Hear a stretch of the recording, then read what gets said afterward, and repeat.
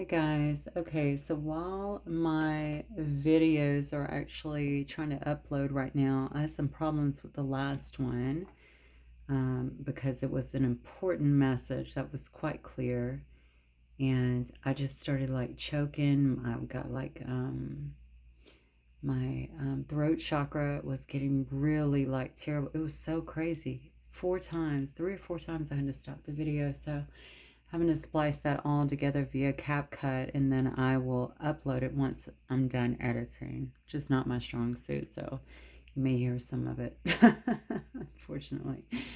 Um, anyway, I wanted to talk a minute because I do read the comments, and of course I've received some emails, and sometimes I do have to I do turn my comments off, especially if I have a lot going on from a business perspective, just simply because I don't have time to really read them or take them in. And when I do readings late at night, the comments, so I feel energy, as you probably already know if you watch me. I can feel it very heavily when there's a lot of focus on one video by a lot of different people, where people are leaving comments and stuff like that. So from time to time, I feel compelled, honestly, just to turn those off so that I'm not being affected by it. But also sometimes if I feel the message is a message that I really just want you to take in or integrate in some way and sit with it.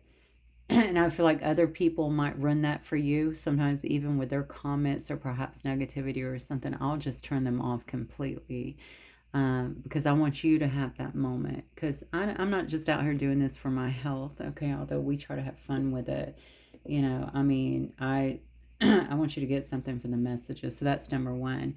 Number two, I have been receiving some of the comments, but also nothing bad, but also some of the emails. And, a lot of people are talking about what happened, and especially when it comes to attacks. And so I'm just going to talk about that for just a second because I think I know prior, although I'd been a healer for many, many years, maybe 13 years, I never ever believed in energetic manipulation or somebody could hurt you. I guess I would have, if I'd really put any thought into it, I would have known it was possible. I just didn't really think it was mainstream. I thought that was something that you found like in the foothills of Africa. Like, you had to know somebody that knew somebody that knew somebody, right? I didn't think that was something that just happened, or you could just find someone, especially here in the States, but in a lot of places to do it. So obviously 2015 really opened my eyes to kind of the wide scale issue, and that's what I'm going to call it, of people just going to that extreme to prove a point, or even more sickening to me is just to get what they want and not caring who they hurt and doing it. So when I'm reading your emails, I want you to understand that too, because I know what happens when you feel like you've been cheated, okay? Especially from something like that, and someone comes towards you or tries to hurt you with, especially something like that, because it's so underhanded, right? It's behind the scenes. Everybody can't see it. You got to figure it out.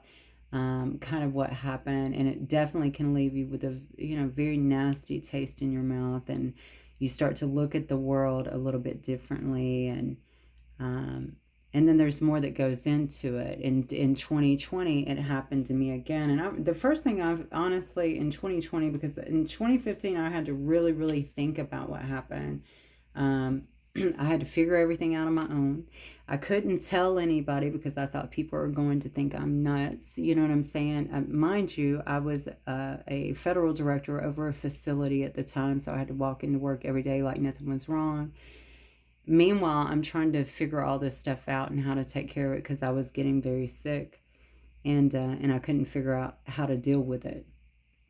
And so I had to figure out a lot on my own at that time. So I always looked at that as, okay, I had to get through that. I had to, that for me, that was like a strengthening phase for me. It wasn't that I wasn't already a spiritual person. I was very spiritual. I was, I'd read almost everything at that point that was out there. Anyway, there's a lot more out there today in terms of authors. But at that time, I had read almost everything that was definitely out there. I told you guys before, we didn't really have the book sections and stuff that spirituality has today. So you had to kind of find stuff wherever you could. I'd worked with tons of not only healers, but went to a lot of workshops and stuff like that, and dealt with a lot of spiritual teachers at the time, Marianne Williamson and Debbie Ford, and just various ones at the time. Esther and Jerry Hicks, one of my favorites. I went several places to see them. But anyway, long story short, I still never thought about that kind of stuff happening to me in my life. And it was just weird. I just wasn't something that came up. Guess I was blissfully ignorant and I was happy being there. So anyway, 2015 really opened my eyes to some stuff. I'm telling you this because I see the similarities in the stories that you're telling me. And I know what it does to you as a person.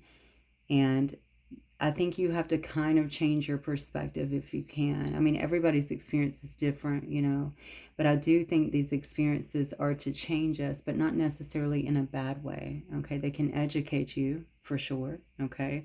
They can show you how strong you are and how tapped in you are, or how the more connected you get, how you can overcome things like this, because we need to have that knowledge. Because the thing is, the world is not going to get easier.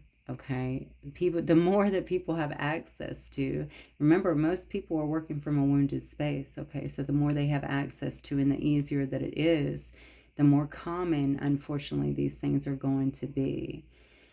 In 2020, when it happened to me again over a guy of all things, I could not believe it. I couldn't believe this was happening again, but I think I was so much more ready. I couldn't believe it happened to me twice in 5 years when it never happened in my life, first of all. And things were going good. And it wasn't even a serious connection. It was it was something else, okay? But it was not a serious connection. But I recognized the energy right away that was coming towards me. And I think had I not went through that stuff before, I would not have been able to decipher it as quickly. But it was so clear to me that all of my senses were, so much more engaged than they were 5 years prior. So again, why does it happen in the way that it happens? I think for me personally, I think it happened that way because I needed to learn. I needed to heighten my senses. I needed to understand how being tuned in actually helped me to navigate things like this, again, that were very clearly becoming mainstream. Now I'm going to talk about the deceptive part and how you feel cheated, because I read that and I was like, wow, that's so poignant to me, because I remember feeling that way, like, what the hell? Like, why would this even happen? And the thing about me is I discern energy so quickly. I can tell you why somebody's sending something, um, what the intention is kind of behind it, that sort of stuff. So I knew immediately it was over someone. And, but I just didn't know why. And so as he and I talked about it, because he knew it too, I remember he was acting like he didn't know why, but it just kept happening.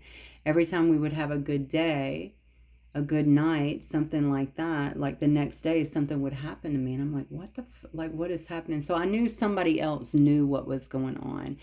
And so I had to move away from that stuff, or just back off a little bit, because it was just, honestly, that's just not a way I want to live. But I do remember feeling that same thing that someone wrote to me about, feeling just very cheated. Logically, our mind says to us, like, well, they must have somebody else in their life. Like, why would someone go to that extreme? But to be honest with you, knowing what I know today, I don't know if that's actually true, because sometimes that's the case. Sometimes it's not the case.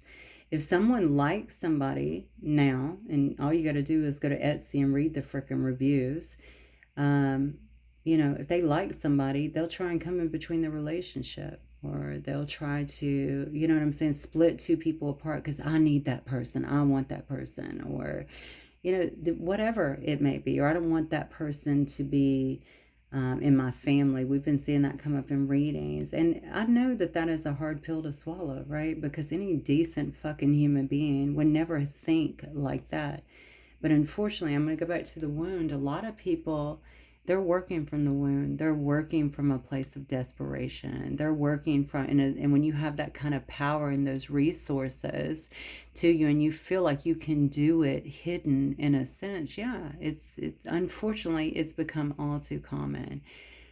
So I talked in one of my readings about things can be used to for the good and they can be used for the bad, and unfortunately that's one of them. So it almost broke my heart reading that email because I know how that feels, and I know what it's like to have to walk away from something that you love or that you really care about because you're just being hit with energy left and right being with somebody, okay?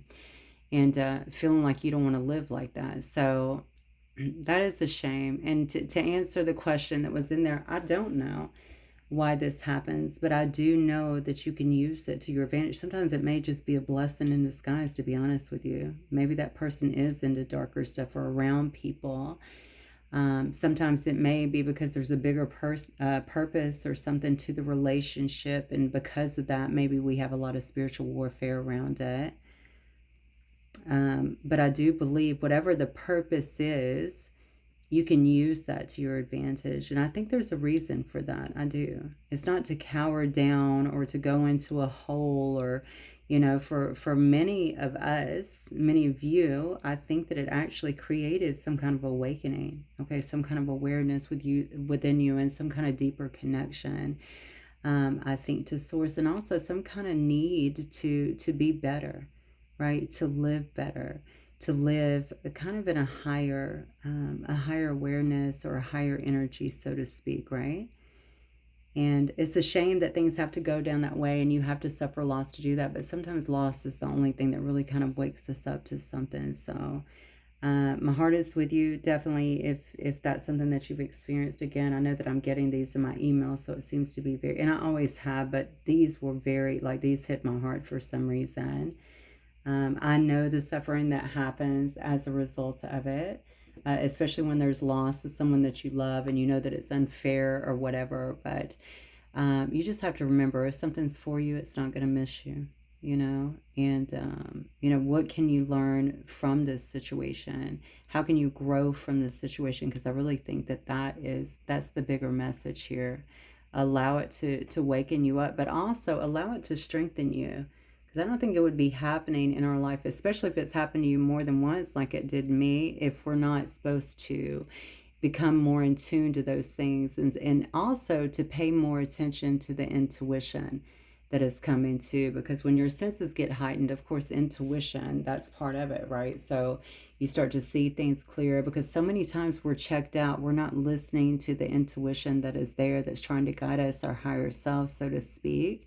And we should be tapping into that consistently so that we're not giving people passes or missing red flags or things of that nature. So anyway, just take that for what it's worth. I wanted to share that because, again, that had came through my email, and I read it again today. It's been there a couple of days. I read it again today, and I thought I really want to respond to that.